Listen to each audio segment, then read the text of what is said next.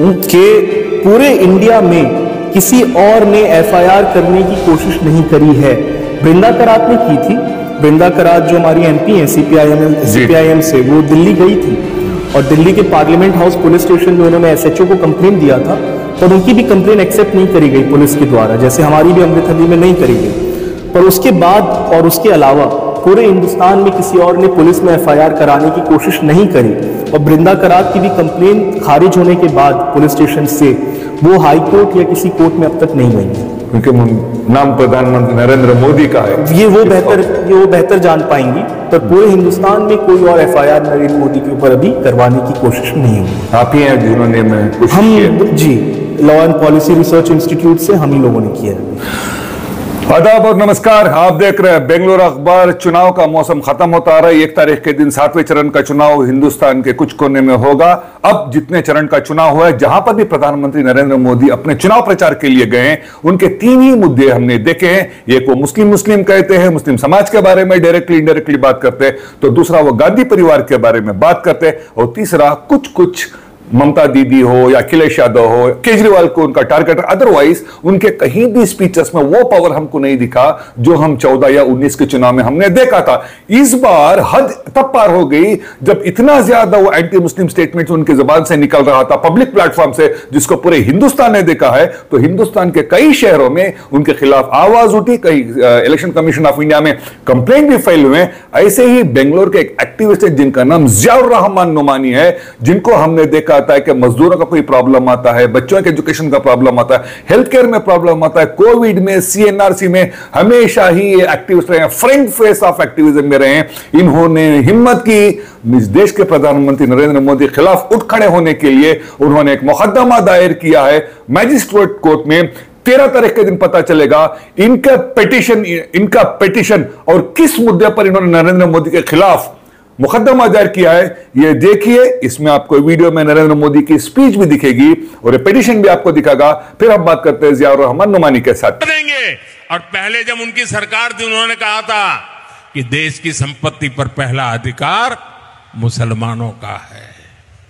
इसका मतलब ये संपत्ति इकट्ठी करके किसको बांटेंगे? जिनके ज्यादा बच्चे हैं उनको बांटेंगे। घुसपैठियों को बांटेंगे।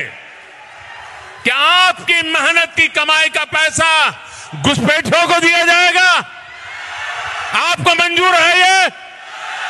ये कांग्रेस का मैनिफेस्टो कह रहा है कि वो माताओं बहनों का सोने का हिसाब करेंगे, उसकी जड़ती करेंगे, जानकारी लेंगे और फिर उस संपत्ति को बांट देंगे। और उनको बांटेंगे जिनको मनमोहन सिंह जी की सरकार ने कहा था कि संपत्ति पर पहला अधिकार मुसलमानों का है। भाइयों बहनों, ये अर्बन नक्सल की सोच, मेरी माताओं बहनों, ये आपका मंगलसूत्र भी बचने नहीं देंगे, यहां तक जाएंगे, मैं कहने आया हूं। सबसे पहले आपकी हिम्मत की दाद देता हूं कि आपने हिम्मत की कि हिंदुस्तान के प्रधानमंत्री नरेंद्र मोदी के खिलाफ आप उठ खड़े हो गए। क्या हो गया? बहुत बहुत शुक्रिया आपका। आपके नाजरीन को अस्सलाम वालेकुम, नमस्कार। देखें, ये हमने जो पिटीशन दायर करी, जैसा आपने सही बताया, ये शायद पहला ऐसा चुनाव है और पहले ऐसे प्रधानमंत्री हैं जो इतनी बेतुकी बातें कर रहे हैं कि अगर इलेक्शन कमीशन ऑफ इंडिया हमारा अपना काम कर रहा होता तो मोदी जी को पहले चरण में ही बैन कर देना चाहिए था कैंपेनिंग से। इन्होंने जितना मॉडल कोड ऑफ कंडक्ट जो हमारे इलेक्शन कमीशन ने बनाया है और रिप्रेजेंटेशन ऑफ पीपल्स एक्ट जो हमारे संविधान का हिस्सा है, उसके अंदर इन्होंने इतने उल्लंघन और वायलेशंस किए हैं कि यदि हमारा election commission of India unbiased तरीके से बिना डरे काम करता तो मैं यहां तक आपको कह सकता हूं कि नरेंद्र मोदी का कैंडिडेचर खत्म कर देना चाहिए, इनवैलिड डिक्लेयर कर देना चाहिए था। इन्होंने कोई कसर नहीं छोड़ी। जो आप और हम आज बात कर रहे हैं पिटीशन की, वो पिटीशन हमने दायर किया है बंसवाड़ा एक जगह है राजस्थान में, जहां अप्रैल 21 तारीख को मोदी जी ने बात किया और कहा कि मुसलमान घुसपैठी हैं। उसके अलावा मोदी जी ने यह बोल दिया कि जो मुसलमान हैं, अगरचे कांग्रेस पावर में आ जाती है तो वो सारा का सारा एक्सरे करवाएगी और जो हिंदू औरतों का मंगलसूत्र है नौजबिल्ला, और उस मंगलसूत्र को उन्होंने कहा कि वो उठाकर दे देगी मुसलमानों को। आप इस चीज को समझें कि मंगलसूत्र एक सिंबल है। मंगलसूत्र सिर्फ और सिर्फ एक जेवर नहीं है। जब उन्होंने ये बात बोली, इतनी बेहुदा और बिलो द बेल्ट बात एक प्रधानमंत्री कर रहा है कि आपका मंगलसूत्र उठा के ले जाएंगे, इसका मतलब है वो कह रहे हैं कि आपकी बीवी बच्चों की बात कर रहे हैं। वो इतनी शर्म आनी चाहिए, मुझे बोलने में शर्म आ रही है और प्रधानमंत्री को पूरी जनता के सामने बोलने में शर्म नहीं आई। हमने इसके ऊपर पिटीशन दायर किया। सबसे पहले तो हमने इलेक्शन कमीशन ऑफ इंडिया को नोटिस कंप्लेंट भेजा। हमारी कंप्लेंट पर इलेक्शन कमीशन ऑफ इंडिया ने, जैसा कि हम जानते थे, कोई काम नहीं किया। जब उन्होंने कोई काम नहीं किया तो फिर हम अमृतहल्ली पुलिस स्टेशन चले गए, क्योंकि मेरा घर अमृतहल्ली पुलिस स्टेशन लिमिट में आता है। हम अमृतहल्ली पुलिस स्टेशन में गए क्योंकि इलेक्शन कमीशन से हमने मॉडल कोड ऑफ कंडक्ट और रिप्रेजेंटेशन ऑफ पीपल्स एक्ट का कंप्लेन किया था। अमृतहल्ली पुलिस स्टेशन में हमने आईपीसी की धाराओं का जो वायलेशन हुआ है, जिसमें आपकी धारा 153, 295, 501, 505(2), ये जो धाराओं को उल्लंघन हुआ है, उस धाराओं को लेकर हम अमृतहल्ली पुलिस स्टेशन में गए कि हेट स्पीच हुआ है। सुप्रीम कोर्ट का गाइडलाइन है तहसीन पूनावाला केस में, सुप्रीम कोर्ट कह रहा है कि जब भी कोई हेट स्पीच हो, पुलिस को सियो मोटो एफआईआर दर्ज करना है। अगरचे पुलिस एफआईआर दर्ज नहीं करती है तो वो सुप्रीम कोर्ट का कंटेम्प्ट ऑफ कोर्ट होगा। हमने देखा है कि 2018-19 में राहुल गांधी के खिलाफ भी इस तरह का सो मोटो केस करके यूपी कोर्ट में 2 जगह पर इस तरह का केस हुआ था। बिल्कुल हुआ था। यहाँ पर जब हम पुलिस के यहाँ गए तो हमें बड़ा अफसोस हुआ, हमें बहुत अफसोस हुआ। पुलिस ने हमारा एफआईआर रजिस्टर करने से इनकार कर दिया और अमृतहल्ली पुलिस स्टेशन में इंस्पेक्टर साहब ने हमें एक एक्नॉलेजमेंट दिया। एक्नॉलेजमेंट में ये लिखा हुआ था, 2 लाइन लिखी थी। एक्नॉलेजमेंट हमने आपके साथ शेयर किया है, आपके व्यूअर्स भी देख पाएंगे। उसमें 2 लाइन उन्होंने लिखी थी। पहला लाइन ये था कि ये उल्लंघन बंसवाड़ा राजस्थान में हुआ है। दूसरा लाइन ये था कि आप इलेक्शन कमीशन ऑफ इंडिया के पास जाइए। हमने पुलिस इंस्पेक्टर साहब से कहा कि इंस्पेक्टर, ये जो उल्लंघन है ये आईपीसी का है, आईपीसी की धाराओं का है। इलेक्शन कमीशन के पास हम जा चुके हैं। बहरहाल उसके बाद हम कमिश्नर साहब के पास गए। हमने कमिश्नर साहब को अपनी कंप्लेन दी। कमिश्नर साहब ने भी हमारी उसके ऊपर एफआईआर होने में कोई मदद नहीं करी। वहां से एफआईआर हमें नहीं मिल पाया मोदी के ऊपर। हमारे पास कोई चारा नहीं बचा था। हम कोर्ट में प्राइवेट कंप्लेन लेकर चले गए, जो यहाँ पे मैजिस्ट्रेट्स कोर्ट है, एमपी एमएलए का जो कोर्ट है, वहां पर हम मैजिस्ट्रेट कोर्ट्स में चले गए और वहां पर हमने अपना प्राइवेट पिटीशन दायर किया। पहले तो हम सोच रहे थे कि हमारा पिटीशन एंटरटेन होगा या नहीं, क्योंकि दिल्ली हाईकोर्ट में हमने देखा कि किस तरह से इसी तर्ज में एक पिटीशन किया गया था, पर वो आईपीसी के लिए नहीं था, वो इलेक्शन कमीशन के ऊपर था और उसको रिजेक्ट कर दिया गया। बट अल्हम्दुलिल्लाह हमारा पिटीशन कोर्ट ने एक्सेप्ट किया। हमने 17 तारीख को पिटीशन दायर किया था। 17 तारीख को ही हमारा पिटीशन, 17 मई को ही हमारा पिटीशन एक्सेप्ट हो गया। एक्सेप्ट होने के बाद हमारा पिटीशन में 2 आर्ग्यूमेंट हुआ। 2 दिन का हमें डेट मिला। 2 दिन हमने आर्ग्यू किया, हमारे लॉयर साहब ने आर्ग्यू किया और आर्ग्यूमेंट के बाद अब हमें फाइनल तारीख दी गई है 13 तारीख। 13 जून के दिन कोर्ट अब ऑर्डर पास करेगा। बेंगलोर का मैजिस्ट्रेट कोर्ट, बेंगलोर का मैजिस्ट्रेट कोर्ट। यदि मैजिस्ट्रेट कोर्ट ये ऑर्डर पास कर देता है कि अमृतहल्ली पुलिस स्टेशन को एफआईआर करना है, जिसका 99% मुझे यकीन है और अल्लाह की जात पर मुझे उम्मीद है पूरी कि वो होगा, यदि ऐसा हो जाता है, नरेंद्र मोदी को बैंगलोर में आना पड़ेगा। बैंगलोर के पुलिस स्टेशन में आके उन्हें जवाब देना पड़ेगा कि आखिर उन्होंने कैसे हमें घुसपैठिया बोला। अच्छा, मैं आपसे एक चीज पे तवज्जो चाहता हूँ। 2 चीजें यहाँ पर, एक है election model code of conduct, उसका तोड़ना, दूसरी होती है आईपीसी की धाराएं जी। इसके बारे में थोड़ा हमारे व्यूअर्स को बताएंगे, क्योंकि हमने देखा है कि जब भी कोई मॉडल कोड ऑफ कंडक्ट को कोई कितना भी बड़ा नेता कुछ भी वो कह दे, लेकिन एक छोटा सा एक warning election commission of India एक जजमेंट की तरह देता है कि आइंदा ऐसे तुम नहीं करना, बस खामोश हो जाता है। इसका मतलब कुछ भी बोल सकते हैं। देखिए, आपने बहुत अच्छी बात बताई। देखिए, 2 चीज है। एक है मॉडल कोड ऑफ कंडक्ट, जो जब इलेक्शन स्टार्ट हो जाता है तो model of code of conduct implement हो जाता है। मॉडल कोड ऑफ कंडक्ट के अंतर्गत में कई सारे कानून हैं जो ये बताते हैं कि आप कैंडिडेचर भी आप रिवोक कर सकते हैं किसी भी कैंडिडेट का। वो ये भी कहता है कि आप एफआईआर भी करवा सकते हैं। इस सिलसिले में मैं आपको बताता चलूं, आपको शायद याद होगा तेजस्वी सूर्या पर एफआईआर हुआ, वो भी हमारी कंप्लेन पर हुआ। अच्छा जी, अब आपके रिकॉर्ड्स में है, वो आपके व्यूअर्स देख पाएंगे। सीटी रवि के ऊपर एफआईआर हुआ, वो भी हमारी कंप्लेन पर हुआ। बीजेपी फॉर कर्नाटका पर एफआईआर हुआ ट्विटर पेज पे, वो भी हमारी कंप्लेन पर हुआ। वहां पे जाकर अगर आप देखेंगे, हैदराबाद में एक और एफआईआर हुआ था नवनीत राणा के ऊपर, वो भी हमारे केस पर हुआ था, जब उन्होंने ओवैसी भाइयों को कुछ बोल दिया था उल्टा सीधा। तो एफआईआर होते हैं। मॉडल कोड ऑफ कंडक्ट के वायलेशन में भी इलेक्शन कमीशन को पावर है कि वो एफआईआर करवा दे। पर इलेक्शन कमीशन, एक अंग्रेजी में कहावत है, when they were asked to bend they were crawling.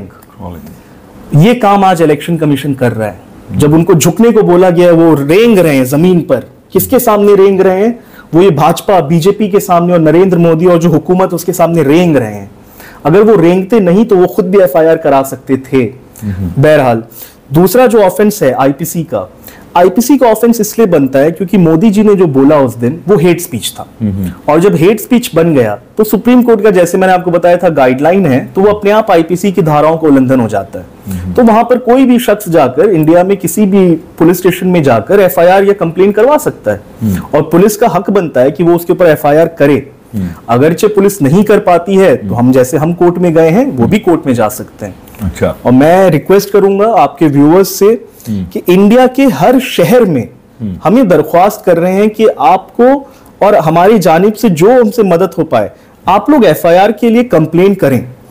Police अगर आपकी कंप्लेन नहीं लेती है, कोर्ट में पिटीशन डालने के लिए जो भी मदद आपको पड़ेगी वो हम अपनी तरफ से law and policy research institute से करेंगे।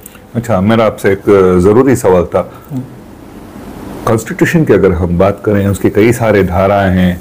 जैसे अगर मुझे याद हो तो 26 की अगर हम बात करूं, जो फ्रीडम ऑफ रिलीजन को प्रैक्टिस करने की इजाजत देता है, 14 है, 15 है, 13 है, ये सारे जो फ्रीडम के बारे में जो बात करते हैं, ये लोग उसका हवाला देके निकल के चले जाते हैं कि मैंने मेरी फ्रीडम ऑफ स्पीच का एक्सरसाइज किया है। अगर हम election, due respect to election commission of India, उनको अगर हम देखें, इसमें कभी कन्विक्शन देखा है आपने ऐसी चीजों में? बिल्कुल देखा है। इसके अंदर कन्विक्शन पहले भी हो चुका है और इसी तर्क पर कन्विक्शन अगर आप देखेंगे तो इंदिरा गांधी का हुआ था। ये किताब है जिसका नाम है the case that shook India. Okay.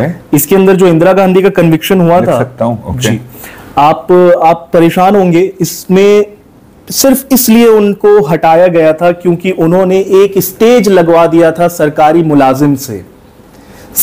मुलाजिम से स्टेज लगवाने के लिए, जो स्टेज होता है ना कैंपेन वाला, वो जब लगवाया उन्होंने तो उसमें वो पकड़ी गई और उनको इनवैलिड करार दिया गया उनका कैंडिडेचर। इतनी सी बात के ऊपर इंडिया की एक प्रधानमंत्री को हटाया गया था। यहाँ पे तो हेट स्पीच हुआ है और हेट स्पीच तो इतनी बड़ी बात है। अब आप उसमें कह रहे हैं कि जैसे आपने सवाल किया कि फ्रीडम ऑफ स्पीच है लोगों का, सुप्रीम कोर्ट का उस पर वर्डिक्ट है। फ्रीडम ऑफ स्पीच के कुछ लिमिटेशन है। आपके फ्रीडम ऑफ स्पीच किसी और का हक नहीं मार सकते। आपका फ्रीडम ऑफ स्पीच किसी और की जिंदगी को खतरे में नहीं डाल सकते। जब प्रधानमंत्री ये बोल देते हैं कि हम घुसपैठिए हैं, आप मुझे बताएं अशफाक साहब, घुसपैठियों के साथ क्या किया जाता है? घुसपैठियों को घर से मार के बाहर किया जाता है। तो पूरे का पूरा प्रधानमंत्री ने पूरे मुसलमान कौम को घुसपैठिया बोलकर हमारा सेफ्टी इशू रेस किया है। जिस तरह से लोगों की ऑलरेडी लिंचिंग हो रही है, घुसपैठिया बोलकर हमें और रिस्क पे डाल दिया। और ये कहां से आ रहा है? ये प्रधानमंत्री के मुंह से आ रहा है। वो शख्स जिसने शपथ ली है कि वो अपनी कॉन्स्टिट्यूशनल ड्यूटी को निभाएगा। और कॉन्स्टिट्यूशनल ड्यूटी क्या है? वो ये भी है कि वो सारे मजहबों के बीच में प्यार और मोहब्बत और एकजहता को बढ़ाएगा, पर वो नहीं कर पाया। हमने उस चीज को चैलेंज किया और हमने चैलेंज इसको जो किया है, एक बहुत ही छोटा इसमें लीगल लूप होल था। हमने प्रधानमंत्री के खिलाफ कंप्लेंट नहीं डाली, हमने BJP star campaigner Narendra Damodar Das Modi पर कंप्लेंट डाली। Point to be noted. क्योंकि प्रधानमंत्री को इम्यूनिटी मिल सकती है। यस, प्रधानमंत्री को कॉन्स्टिट्यूशन में दो जगह सीआरपीसी में प्रोटेक्शन होता है। सीआरपीसी की धारा है 169। सीआरपीसी 169 ये कहता है कि प्रधानमंत्री अगर पार्लियामेंट में कोई बात बोल रहा है तो उसको इम्यूनिटी मिल जाएगी। और अगर प्रधानमंत्री एज अ पीएम पूरी दुनिया में कहीं पे भी कुछ बात बोल रहा है अपने ऑफिशियल स्टेटस से पीएम के, तो उसको इम्यूनिटी मिल जाएगी। पर यहां पर नरेंद्र दामोदर दास मोदी पीएम के तौर पर भाषण नहीं दे रहे थे, स्टार कैंपेन, और वो हमने साबित किया कोर्ट में, और कोर्ट ने हमारी बात को माना। जी, कोर्ट ने हमारी बात को माना क्योंकि स्टार कैंपेनर का जो लिस्ट था हमने कोर्ट को दिखाया। और उस टाइम पे जब वो स्पीच दे रहे थे, वो प्रधानमंत्री के रूप में स्पीच नहीं दे रहे थे, वो बीजेपी के स्टार कैंपेनर के रूप में स्पीच दे रहे थे। इस चीज की आर्ग्यूमेंट हमारी कोर्ट में बहुत लंबी चली, पर उस चीज को आखिर में कोर्ट ने माना कि बिल्कुल हमने स्टार कैंपेनर पे किया है, प्रधानमंत्री को नहीं मान सकते हम, और उनको कोई इम्यूनिटी हासिल नहीं है। उन पर एफआईआर इंशाअल्लाह मुझे यकीन है 13 जून को होगा। ओके, अब मुझे दो चीजें बताइए। अब दो रास्ते हो सकते हैं, या तो रिजेक्ट हो जाएगा तो खत्म हो जाएगा। अब दो चीजें, अगर कोर्ट एक ऑर्डर पास करता है, आगे का रास्ता किस तरह से रहेगा आपके लिए और प्रधानमंत्री नरेंद्र मोदी के लिए कैसा रहेगा? अगर कोर्ट नहीं मानता है तो जिया और रहमान नुमानी का आगे का रास्ता क्या रहेगा? देखिए, अगरचे कोर्ट एफआईआर के लिए ऑर्डर दे देता है, जिसका मुझे 99% यकीन है वो दे देगा। अगर वो दे देता है तो नरेंद्र मोदी के ऊपर इन्वेस्टिगेशन होगा। मोदी तो अमृतसर पुलिस स्टेशन में आकर अपना स्टेटमेंट रिकॉर्ड कराना पड़ेगा और उनके ऊपर इन्वेस्टिगेशन चालू हो जाएगा, और उस सिलसिले में मोदी को एक बार, दो बार, जितनी बार भी आना पड़ेगा। हमारा रोल उसमें क्या होगा? हम कंप्लेनेंट हैं तो हम पुलिस की मदद करेंगे, जहां भी पुलिस हमसे सवाल जवाब करेगी। कौन करेगी? पुलिस करेगी। अमृतसर पुलिस स्टेशन करेगा। ओके, अब इन्वेस्टिगेशन हम ये मान के चलें कि उसमें कुछ प्रूव नहीं होता तो कैसे वजह हो जाएगा? अगर प्रूव हो जाता है तो कन्विक्शन क्या रहेगा? क्या प्रूव हो जाता है तो प्रधानमंत्री को 3 साल तक की सजा मिल सकती है। अगर किसी भी पार्लियामेंट्रियन को 2 साल की सजा मिलती है तो उनका एमपी की जो कुर्सी है वो हट जाती है। About 2 years। जी, 6 years के लिए कंटेस्ट नहीं कर सकते। और मुझे यकीन है यही चीज मोदी के साथ होगी। मोदी के ऊपर अगर कन्विक्शन और ये आरोप साबित हो जाएंगे, उनको 3 साल तक की सजा हो सकती है। तो 2 साल की सजा मुझे यकीन है, क्योंकि 4-5 धाराएं हैं, 153 है, 295 है, 501 है, 505 है। ये सारी धाराओं को मिला देंगे तो 12 साल 13 साल तो उनको सजा मिलेगी। अच्छा, okay. In the second scenario में क्या होगा अगर अदालत 13 तारीख को आपके हक में बात नहीं करती है? अगरचे अदालत हमारे हक में बात नहीं करती है तो मैजिस्ट्रेट्स कोर्ट है, हम हाई कोर्ट जाएंगे। हमारा पिटीशन हाई कोर्ट के लिए तैयार है जी। अगर 13 तारीख को हमें नेगेटिव आता है, 14 तारीख को हम हाई कोर्ट में अपना पिटीशन दायर कर देंगे। ओके। अगरचे हाई कोर्ट में भी हमें नहीं मिलता है जो हम एफआईआर चाह रहे हैं, तो हमारा सुप्रीम कोर्ट का भी पिटीशन तैयार है। तो आप एंड तक जाएंगे? हम एंड तक जाएंगे, हम आखिर तक जाएंगे। और गांधी जी ने एक बात बोली थी, वैसे तो मुझे अपनी जुडिशरी पर पूरा यकीन है, पर गांधी जी ने बोला था कि दुनिया की अदालतों के अलावा एक अदालत वहां पर भी है। और मुझे यकीन है कि मोदी जी का और सबका, जो गांधी जी ने अदालत बोली थी जो ऊपर है, वहां पे हिसाब भी चल रहा है और लिखा भी जा रहा है हिसाब कैसे होगा। आपने गांधी जी का नाम ले लिया। 2 दिन पहले अगर प्रधानमंत्री नरेंद्र मोदी के भाषण को अगर हम देखें तो उन्होंने कहा कि जब तक 1983 में जो गांधी फिल्म नहीं आई थी, पूरे दुनिया में किसी को गांधी पता ही नहीं था। फिल्म आई तो पता चला। क्या कहेंगे इस बारे में? देखिए, मैं इस पे यही, मेरे दोस्त है कन्हैया कुमार, वो इलेक्शन भी लड़ रहे हैं नॉर्थ ईस्ट दिल्ली से, वो भी इंशाल्लाह जीत रहे हैं। उन्होंने एक बार कहा था कि बगल मुल्क में एक प्लेयर है जो बहुत तेज गेंदबाजी करता है, फेंकता है, पर हमारे मुल्क में नरेंद्र मोदी उससे भी तेज फेंकते हैं। तो सही बात है कि मोदी जी मानसिक संतुलन अपना खो चुके हैं। मैं अगर आपको सीरियस में बताऊं तो मोदी जी अपना मानसिक संतुलन खो चुके हैं। वो ये समझ नहीं पा रहे हैं कि वो क्या बात कर रहे हैं। कल को हो सकता है मोदी जी ये भी आकर बोल दें कि मोदी जी के प्रधानमंत्री बनने से पहले दुनिया में इंडिया को कोई जानता ही नहीं था। ये भी हो सकता है। कुछ दिनों पहले उन्होंने बोल दिया कि वो तो बायोलॉजिकली पैदा ही नहीं हुए, उनको तो भगवान ने ऐसे ही भेज दिया, परमात्मा ने भेजा। आप बताइए, 2014 में वो जो है सेवक बनकर आए, 2019 में वो चौकीदार बने, और अब 2024 में वो भगवान बन गए। अब 2029 में आते आते क्या होगा उनका, आप ही समझें। तो मोदी जी का संतुलन खो चुका है। हार उनके सामने खड़ी है, हार उनको क्लियर दिखाई दे रही है। पैसों से खरीदने के लिए जो कॉरपोरेशंस हैं, जैसे वेदांता हो जाए, अंबानी का कॉरपोरेशन हो जाए, अदानी का कॉरपोरेशन हो जाए, वो लोग मार्केट से पैसे उठा रहे हैं। 2.5 बिलियन का आईपीओ के एफपीओ के लिए उन्होंने अभी लिया है। 2.5 बिलियन रुपए उठाए जा रहे हैं मार्केट से, तोड़ करने के लिए, जोड़ तोड़ की राजनीति करने के लिए। तो ये सारे जो स्टेटमेंट्स आप देख रहे हैं मोदी जी के, ये उनकी बौखलाहट है। हार बहुत करीब है उनके। ओके, वेरी लास्ट आपसे एक बात चाहता हूँ। ये जो आप कर रहे हैं किसी को पता नहीं है, 13 तारीख के बारे में सबको पता चलेगा। अगर आपका एक्सेप्ट हो जाता है, उसके बाद अगर आपको कोई धमकियां आएंगी या आपको सूट कैसा आएगा, जियाउर रहमान नुमानी पीछे नहीं हटेगा या बिक जाएगा? फैज अहमद फैज ने एक शेर लिखा था। फैज अहमद फैज का एक शेर था कि जिस धज से कोई मक्तल में गया वो शान सलामत रहती है, इस जान का क्या है, ये जान तो आनी जानी है। क्या बात है।